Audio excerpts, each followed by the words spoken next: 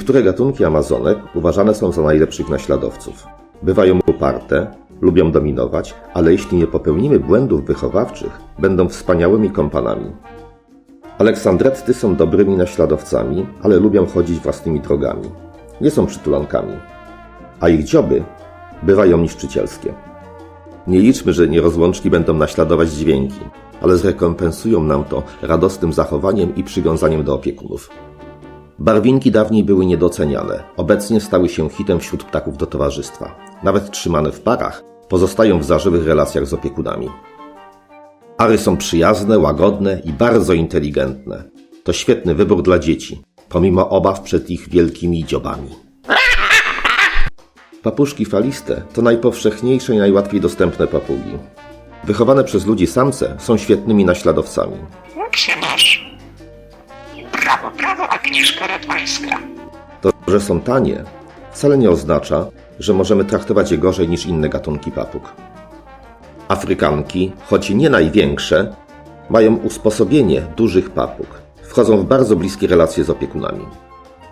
Lorysy to chyba najbardziej barwne spośród papug. Są ruchliwe, wszędobylskie, bardzo przywiązane do opiekunów, ale niezbyt tolerują konkurencję innych ptaków.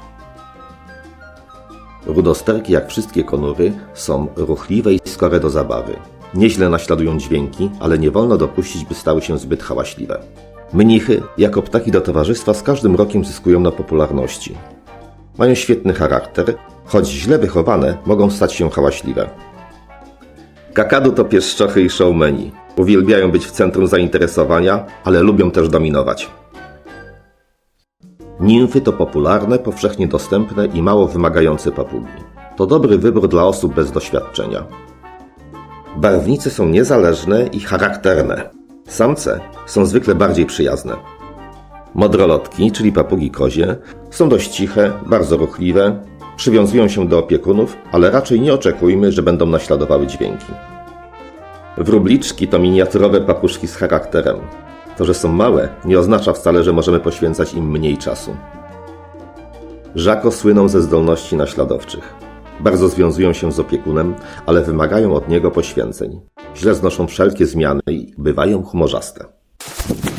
Często jest tam pytane, czy na przykład papuga Żako przyzwyczai się do obecności psa lub kota, a czy amazonka zaprzyjaźni się z dzieckiem. Na te pytania nigdy nie potrafię odpowiedzieć, dlatego że gatunek to nie wszystko.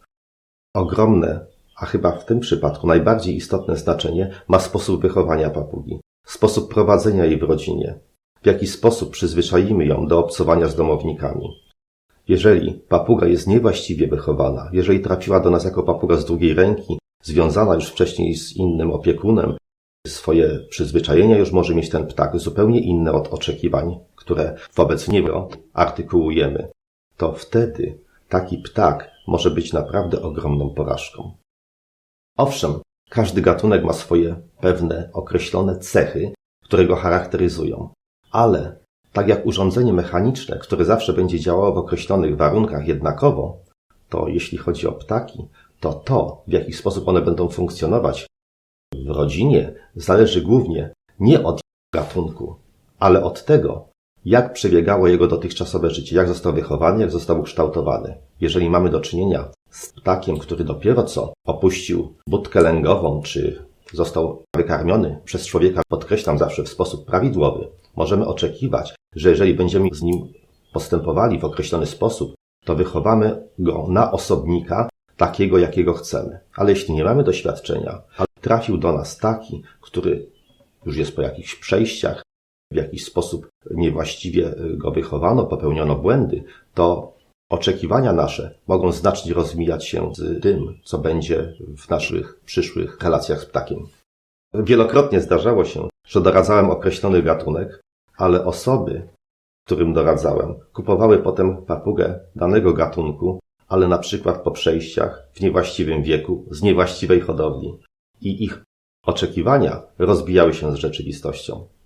Dlatego zawsze podkreślam, że najbardziej istotne jest to, żeby kupić właściwie wychowaną papugę. Owszem, są papugi jak na przykład Żako, nie nadające się dla osób, które spędzają zbyt dużą ilość czasu poza domem, jak kakadu, które wymagają określonego postępowania opiekuna, który musi mieć silniejszą osobowość od swojej papugi, bo w przeciwnym wypadku może zostać przez nią zdominowany.